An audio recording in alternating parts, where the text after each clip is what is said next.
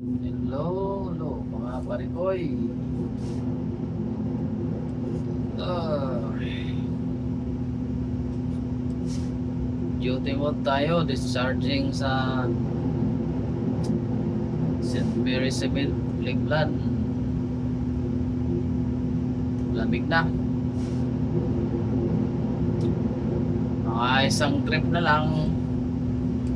Pagtatapos na din yung season namin sa pag-biyahe dito.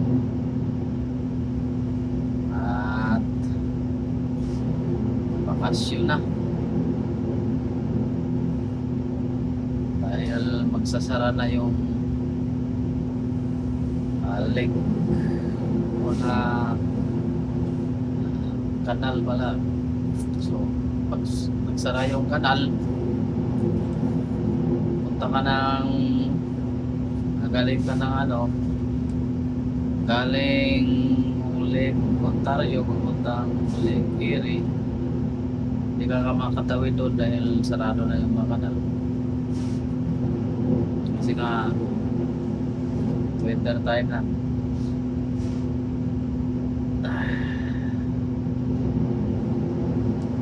Hanggang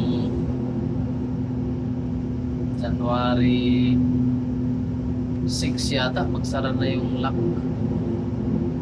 So kung may biyahe pa kaming Toronto, doon na lang sa Lake Ontario, baka Kingston at saka Toronto. So, dito sa US, pagkatapos nito isang trip na lang.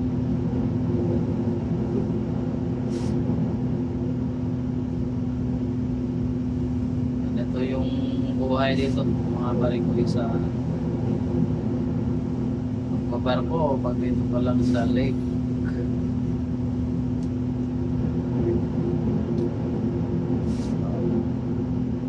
Marami-rami na rin ngayon ng dito, mga seaman na galing ibang lugar,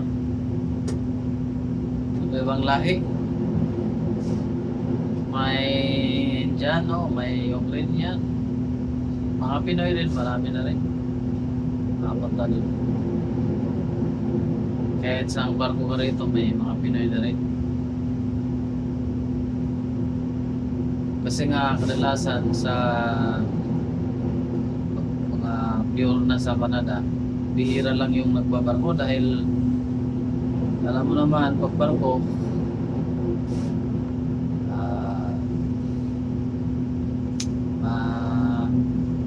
malayo sa pamilya, saka mga 2 months, 3 months malayo sa pamilya. Gusto nila pagkatapos ng trabaho kita agad yung pamilya, saka pag weekend kasama yung pamilya, gala. Kaya bihira lang ang nagbabarko na mga pure na sa Canada.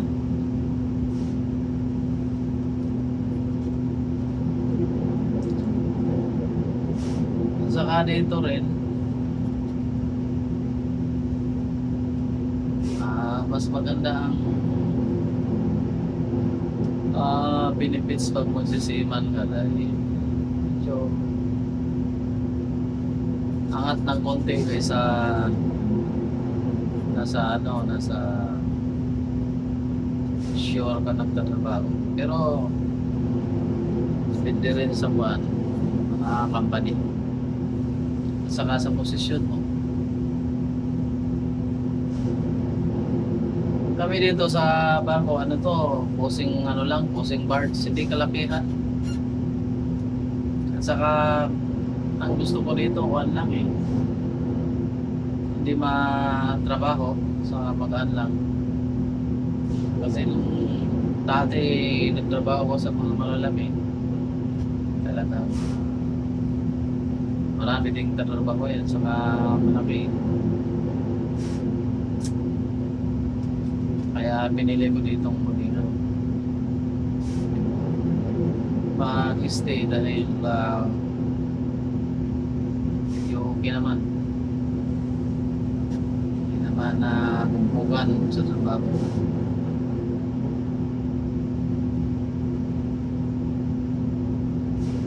Marami rin kaming ano rito, Pinoy na kasama ko sa barko. Lampas kalahati. Kasi sa posing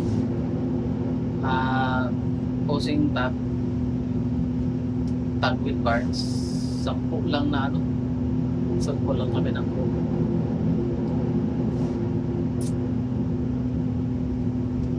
Yeah. Saka magandang biyahe dito dahil minsan pag Toronto kami, makauwi ka anytime dun sa pamilya natin. Bisita ka patapos ng duty.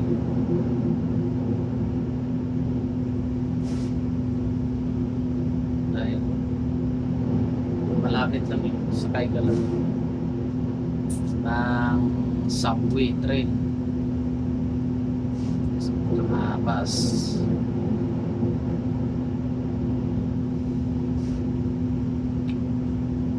Yung ano pala mga pare ko about sa maraming nagtatanong dati sa Juan yung reciprocal agreement ng Canada at saka Pilipinas, kasama din yung ibang ibang mga bansa. Ang Ukraine kasama din yata. Bale yung license nyo doon sa atin sa Pilipinas sa Marina, pag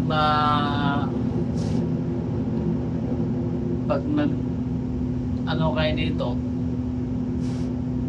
migrate o kaya nag-apply online sa Marina, kasi may sila may link sila doon para diretso ka mag-apply dito sa Transport Canada. Pero ang problema nga lang, hindi gaano kadami ang buwan na makukuha dahil dito lang kasi sa Canada sa may ang biyahe Great Lakes, East Coast, sa West Coast, hindi masyadong marami yung barko, parang inter-island lang dito, domestic trade. Ang pinakamaraming biyahe dito sa may lake lang And then pag may nagkuha sa'yo na company na hire, i-endorse ka nila, bali yung mga certificate mo, dalhin lang sa Transport Canada, i-endorse, tapos kukunin ka nila. Pero kung yung parang pag wala na talaga silang ibang choice na walang makuha dito ng mga license na main, kaya mahirap din. Pag dito sa pag sa mga bagong dating tapos kinuha ng mga asawa nila, diba, yung license nyo hindi ba expire, pwede kang, kung may maka-apply ka sa company dito makapagbarko, pwede mo pa-endorse sa crewing mo dun sa company mo. Pumayag sila, wala ka nang i-training, wala ka nang i-examine, wala yung lisensya mo sa Pilipinas, valid na yung papalitan lang ng Transport Canada ng pangalan na certificate ito na may nakatatak na Transport Canada, kasi granted na nga gina-grant nila, ni-recognize na nila yung yun ang tinatawag na reciprocal agreement. Yun lang sa nalalaman mo mga pare-pare.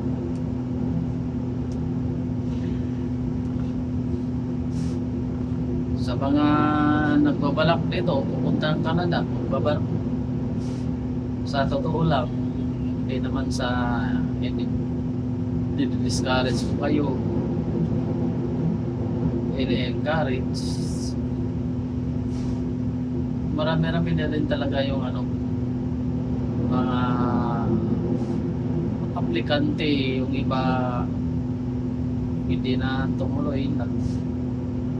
Lalo na pag mga permanent resident na boring na kita, sumakay na umano na lang, nagtrabaho na lang ng shore. Kasi nga, mahirap-hirap din makahanap ng ano, ng tawag nito, permanente na trabaho dito sa barko. Kasi pag relieve ka na ng relieve, di mo alam kung ilang buwan lang. Kadalasan ang pinakamano na relief 3 months. Tapos pagkatapos man maghahanap ka na naman ng marirelibuhan, punta ka naman uli ng union. Minsan na relief ka mga minimum of 15 days, maximum 30 days. So, depende sa nililimuhan mo kung mag-extend siya o babalik agad. Basta minimum at least 15 days. Yun na ang rules sa union. Kaya mahirap din makapaghanap ng permanent. Although yung iba na may mga sariling union ng mga malaking company rin, yung Makil, I'm not sure kung may silang may sariling company kasi mga kaibigan ko doon nagtatrabaho, hindi sila ng union, yung sa union namin, yung sa Israel. Pero okay na naman ang doon, okay naman ang kitaan ka, so parang international ang kuha nila sa mga certificate kasi lagi ko yung STCW mo, mga trainings mo laging ina-update, pero shoulder naman ang company na may riba naman. Tapos medyo maalon nun dahil lumalabas sila ng leak electrics. Lumalabas sila barko ng magaling. Pero sa atin, sanay naman tayo sa mga ganun dahil kadalasan sa atin international, domestic. Ganun, ito lang yung trabaho dito. So, yun lang mga kaparikoy. Minsan lang tayo mag-vlog update kasi busy minsan, tapos din meron na tayong ibang mga ginagawa kaya busy. So, mag-comments lang kayo down below at like, share na mag-share na rin itong video. Mag-comments kayo kung anong mga dapat tanong nyo at pag-usapan about dito sa pagbabarko sa kanal. Maraming salamat mga parikoy at God bless.